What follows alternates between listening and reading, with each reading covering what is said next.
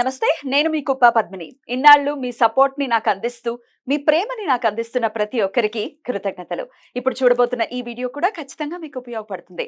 Like, share and subscribe చేసి మీ ఇష్టాన్ని, అలాగే మీ సపోర్ట్‌ని నాకందించండి. అలాగే ఈ వీడియో పట్ల మీ అభిప్రాయాన్ని కామెంట్ సెక్షన్‌లో కామెంట్ చేసి నాకు తెలియజేయండి. నమస్తే. నమస్తే. Welcome to our channel. నేను పద్మిని. ప్రస్తుతం మనతో పాటు ప్రముఖ ఆధ్యాత్మికవేత్త, వాస్తు జ్యోతిష పండితులు శేషగిరిరావు గారు ఉన్నారు. మాట్లాడదాం. నమస్కారం అండి. నమస్తే అండి.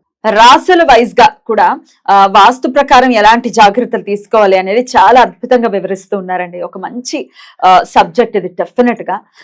నాకైతే చాలా చాలా ఇంట్రెస్టింగ్ గా అనిపిస్తుంది the way you are explaining అనేది. అండ్ డెఫినెట్ గా మార్పులు చేసుకుని అద్భుతమైనటువంటి మీ క్లయింట్స్ కి ఎంతో మందికి ఇట్లా మీరు రెమెడీస్ ఇవ్వటం చెప్పడం జరుగుతూ ఉంటుంది కదా సార్. అది ప్రేక్షకులకు కూడా తెలియజేస్తున్నారు. అందుకు ముందుగానే కృతజ్ఞతలు తెలియజేస్తూ, మేషరాశి గురించి ఆల్రెడీ మీరు చెప్పి ఉన్నారు. ఏ దిక్కులో ఎలాంటి జాగ్రత్తలు తీసుకోవాలి, ఎలాంటి వస్తువులు పెట్టుకోవాలి అనేది చాలా అద్భుతంగా వివరించారు. ఇక నెక్స్ట్ వృషభ రాశి వీళ్ళు ఎలా ఉండాలండి? ఏ దిక్కులో కాస్త జాగ్రత్తగా ఉండాలనుకోవచ్చు? తప్పకుండా. ఎందుకంటే వృషభ రాశి అంటే ఇందాక మనం ఏదైతే మేష రాశికి బాగా చూసుకోవాల్సిన దక్షిణం అని చెప్పామో, వృషభ రాశి వాళ్ళు కొద్దిగా పాడు చేసుకునే పర్వాలేదు దక్షిణం. పాడు చేసుకున్నా పర్వాలేదా?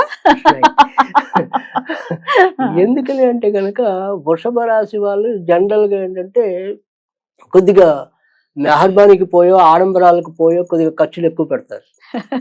సో ఎందుకంటే వాళ్ళకి శుక్రుడు అధిపతి అవటం వల్ల ఏంటంటే భౌతిక సుఖాల మీద కొద్దిగా కోరికలు ఎక్కువ ఉండటం అనేది సహజం ఉంటుంది. సో అందుకని ఖచ్చితంగా ఈ సుఖాల కోసం అయితేనేమి, ఆడంబరాల కోసం అయితేనేమి ఖర్చు పెట్టడం అనేది, అంటే వాళ్ళు ఒక పూజ చేసినా కూడా 10 మందిని తెలిసి వాళ్ళ యొక్క మెహర్బాన్ని చూపించుకోవాలని అంటే ఎక్కడక్కడ కొంత ఖర్చుని వేస్ట్ చేయటం అనేది ఉంటుంది.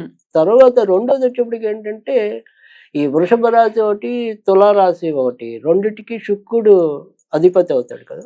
కానీ జనరల్ గా వీళ్ళకి ఏంటంటే భార్యాభర్తల రిలేషన్స్ లో కూడా కొంత ఏవో రకమైన ఇబ్బందులు ఉంటాయి. ఎంత వీళ్ళు జాగ్రత్తగా ఉందాం అనుకున్నప్పటికీ కూడా థర్డ్ పార్టీల ప్రమేయం వల్ల కూడా ఎక్కువ దెబ్బలాడుకునే రాశుల్లో ఈ వృషభ రాశి ఒకటి, తర్వాత తులారాశి కూడా ఉండటం అనేది ఉంటుంది. కాకపోతే ఇప్పుడు మనం ప్రస్తుతం మాట్లాడుతున్నది వృషభ రాశి కాబట్టి, ఈ వృషభ రాశికి ఈ రెండిటికి అంటే ఇక్కడ వచ్చేప్పటికి ఏంటంటే ఖర్చుకి కానీ, భార్యాభర్తల రిలేషన్ కానీ, ఈ రెండిటికి సంబంధించిన వాడు కుజుడు అవుతున్నాడు. సో ఇక్కడ దక్షిణంలో గనక ఖచ్చితంగా అంటే ఇక్కడ బరువులు అనేది దక్షిణంలో పెట్టుకోవటం వల్ల ఆ ఖర్చులు తగ్గటం అనేది తప్పనిసరిగా ఉంటుంది. కుజుడు ఎలా అవుతున్నాడండి వీళ్ళకి? అంటే వృషభ రాశికి మరి మేషం అనేది వ్యయం అవుతుంది. తర్వాత వచ్చేప్పటికి 7వది వృశ్చికం అవుతుంది కదా. సో అందుకని కుజుడు అవుతాడు. సో లగ్నాలు తెలిసిన వాళ్ళకి లగ్నాలకైనా అంతేగా. రాశులు జనరల్ గా ఎక్కువ మంది తెలిస్తే లగ్నాలైనా కొద్ది మందికి తెలుస్తుంది. సరే మనం లగ్నమైనా సరే రాశి అయినా సరే, బట్ వ్యయాధిపతి అయితే కుజుడు అవుతాడు. మరి చంద్రుడి నుంచి కూడా చూసే పద్ధతి అనేది ఒకటి ఉంటుంది కదా. సో అది అందుకని మనం ఎలా చూసుకున్నప్పటికీ కూడా వ్యయాధిపతి తర్వాత సప్తమాధిపతి. సో అక్కడ రిలేషన్స్ బాగుండాలి అంటే కనుక వీళ్ళకి కుజుడు పరిపూర్ణ శుభుడు కాదు. అందుకని దక్షిణాన్ని పాటు చేయొచ్చు, పర్వాలేదు. సో అందుకని దక్షిణంలో మనం ఏదైనా సరే కొద్దిగా బరువులు లాంటివి ఇలాంటివి పెట్టచ్చు. తర్వాత బాగా చూసుకోవాల్సింది ఏంటంటే తూర్పు మటుకు వీళ్ళకి బాగా ఉపయోగం ఉంటుంది. తర్వాత ఉత్తరం ఒకటి, అంటే ఈ తూర్పు ఉత్తరం పెరిగేవి వీళ్ళకి చాలా అవసరం. ఎందుకంటే ఈ వృషభ రాశి వాళ్ళు పై స్థాయికి వెళ్ళిపోయి పడిపోయేది కూడా ఎక్కువ ఉంటుంది. తర్వాత ఇల్లులు కొంటారు, మళ్ళీ అమ్మేసుకునే పరిస్థితులు కూడా ఎక్కువ వస్తూ ఉంటాయి. సో అందుకని ఇక్కడ తూర్పు అనేప్పటికీ సూర్యుడు అధిపతి అవుతాడు, వీళ్ళకి చతుర్థాధిపతి అవుతాడు. అందుకని తూర్పులో సాధ్యమైనంత వరకు కూడా బరువులు ఎక్కువ పెట్టకుండా ఉండాలి. తర్వాత ఉత్తరంలో కూడా బరువులు ఎక్కువ అలాగో జనరల్గా పెట్టం. కానీ ఈ ఉత్తరంలోకి వచ్చేప్పటికి ఏంటంటే వీళ్ళు ఏదైనా సరే పెట్టుకోగలిగితే, మనం ఈ బ్యాంబూ వృక్షం అని చిన్న అమ్ముతారు ఇప్పుడు మనకి. అది ఖచ్చితంగా వీళ్ళు ఉత్తరంలో పెట్టుకుంటే కనుక ఖచ్చితంగా సంపద బాగుంటది. సో అది చిన్న మార్పు ఆ రకంగా చేయొచ్చు. తర్వాత రెండోది వచ్చేప్పటికి ఏంటంటే ఎవరికైనా ఈ ఆక్వేరియంస్ మనం పెంచుకునేది కొంత ఇష్టం ఉందనుకోండి, వీళ్ళు అది ఉత్తరంలో పెట్టుకోవాలి. ఆ రకంగా చేసినా కూడా ఖచ్చితంగా మేలు జరగటం అనేది ఉంటుంది. ఇక పడమర అనేది వీళ్ళకి ఏంటంటే కొద్దిగా మీడియం పడమరలో మరీ ఎక్కువ బరువులు పెట్టకూడదు. అంటే ఇందాక వాళ్ళకి మనము మేషరాశి వాళ్ళకి పడమర అన్నాం కదా, వీళ్ళు దక్షిణంలో పెట్టుకుని పడమరని కొద్దిగా లూజ్ ఉంచాలి. ఎందుకంటే వీళ్ళకి భాగ్యాధిపతి రాజ్యాధిపతి కూడా శని అవుతాడు. సో అందుకని శుక్రుడికి పైగా మిత్రుడు అవుతున్నాడు. అందుకని ఇక్కడ వీళ్ళు పడమరలో ఎక్కువ పెట్టకూడదు. పడమరలో సాధ్యమైనంత వరకు తగ్గించుకుంటూ బరువులు లేకుండా చూసుకోవాలి. పడమరలో మనకి నైరుతిలో మళ్ళీ పెట్టుకోవచ్చు, కానీ ఎగ్జాక్ట్ పడమరలో వీళ్ళు బరువులు పెట్టకుండా ఉండాలి. తర్వాత రెండోది వచ్చేప్పటికి ఏంటంటే ఇక్కడ వీళ్ళు పడమరలో మళ్ళీ బ్లూ కలర్ లైట్ పెట్టినా కానీ ఇక్కడ ఖచ్చితంగా ఉపయోగం ఉంటుంది. తర్వాత ఒకవేళ పడమరలో గనక కిటికీలు ఉంటే గనక వీళ్ళకి, అంటే ఎవరైతే మన రాసులు వాళ్ళు ఎవరైతే ఉంటారో వాళ్ళకి ఒకవేళ పడమరలో కిటికీలు ఉంటే వాటి ముయ్యొద్దు, తెరవాలి. తెరిస్తేనే వీళ్ళ యొక్క అదృష్టం పెరగటం అనేది ఉంటుంది. సో కొంతమంది మూసేయటం, కిటికీలు ఉన్నా అన్ని తెరిచి పెట్టుకోరు ఇవాళ రోజులు ముఖ్యంగా. కానీ వీళ్ళు కనీసం ఒకవేళ రోజంతా తెచ్చుకునే ఉద్దేశం లేకపోయినా కూడా ప్రతిరోజు సూర్యోదయం అయ్యాక కాసేపు, సూర్యాస్తమానికి కాసేపు ముందు గనక వీళ్ళు పడమరలో ఏదైనా కిటికీ కానీ ద్వారం కానీ ఉంటే అవి కాసేపు తెరిచి పెట్టుకుంటే గనక ఖచ్చితంగా మార్పులు వీళ్ళు గమనించగలుగుతారు. సో మంచి ఉండేది ఉంటుంది. ఆ రకంగా కూడా చేయొచ్చు.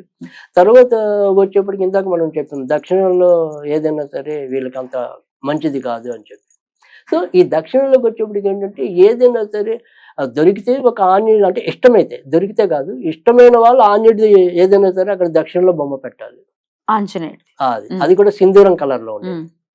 ఒకవేళ ఇన్ కేసు మనకి దేవుళ్ళు అంటేనే ఇష్టం కాదు, లేదు మనకి ప్రత్యేకంగా వాటి మీద అనురక్తి ఆసక్తి లేదు అనుకుంటే గనక ఆ దక్షిణలో ఏదైనా సరే ఒక మెటల్, అది ఎలాంటి అలంకారం అయినా పర్వాలేదు, డెకరేటివ్ పీస్, అది any type of metal. So అలాంటిది పెడితే మనకి ఖచ్చితంగా ఈ భార్యాభర్తల రిలేషన్స్ బాగుంటమే కాకుండా ఈ ఆకస్మిక ఖర్చుల నుంచి తప్పించుకోగలగటం అనేది ఉంటుంది. సో ఆ రకంగా వృషభ రాశి వాళ్ళు కనుక జాగ్రత్తలు తీసుకుంటే ఖచ్చితంగా వాళ్ళకి కూడా ఈ వాస్తు మేలు చేయటం అనేది ఉంటుంది. చిన్న చిన్న మార్పులు. అది తర్వాత మనం ఏంటంటే ఈ తూర్పు ఆగ్నేయంలోనే మనకి ఎప్పుడు కూడా జనరల్ గా వంటశాలలు ఉంటాయి. అయితే వీళ్ళు తూర్పు ముఖంగా నిలబడకుండా కొద్దిగా దక్షిణ ముఖంగా పేస్ట్ చేసి వండితే గనక ఖచ్చితంగా మంచి జరుగుతుంది. సో ఆ చిన్న మార్పు చేసుకున్నాక చాలు. అయితే ఇప్పుడు ఆగ్నేయంలో వంట కాకుండా ఒకవేళ దక్షిణంలో ఎవరైనా చూసినా అదేమిటి తూర్పు వైపుకి తిరిగిలేరు ఇట్లాంటివో శంకలు పెట్టేస్తూ ఉంటారు, అలా చేయకూడదు, ఇలా ఉండకూడదు, ఇలా ఇట్లాంటివి ఏవో ఉంటాయి. అవును, కానీ ఇక్కడ ఏంటంటే అదే చెప్తున్నారు, ఎప్పుడైనా సరే మనము భయం వల్లే ఎక్కువ ఇబ్బంది పెడతాం అనేది ఉంటుంది. అందుకే చిన్నప్పుడు ఆ కథలు చదువుతాం, బ్రాహ్మణుడు వెళ్తుంటే మేక అంటే మేకని, పులి అంటే పులి అని, ఇలాగా ఆ చివరికి అటు ఇటు కాకుండా చేస్తాం. సో అలా కాదు, నమ్మటం అనేది అంటే ఇక్కడ ఎప్పుడు కూడా నేను అనేది మూఢత్వాన్ని ఎప్పుడు బోధించడం అనేది నా పద్ధతి కాదు. సో తార్కికత, సో ఈ తార్కికత అనేది ఎప్పుడు వస్తుంది, మనం బాగా పరిశోధన చేశాక వస్తుంది.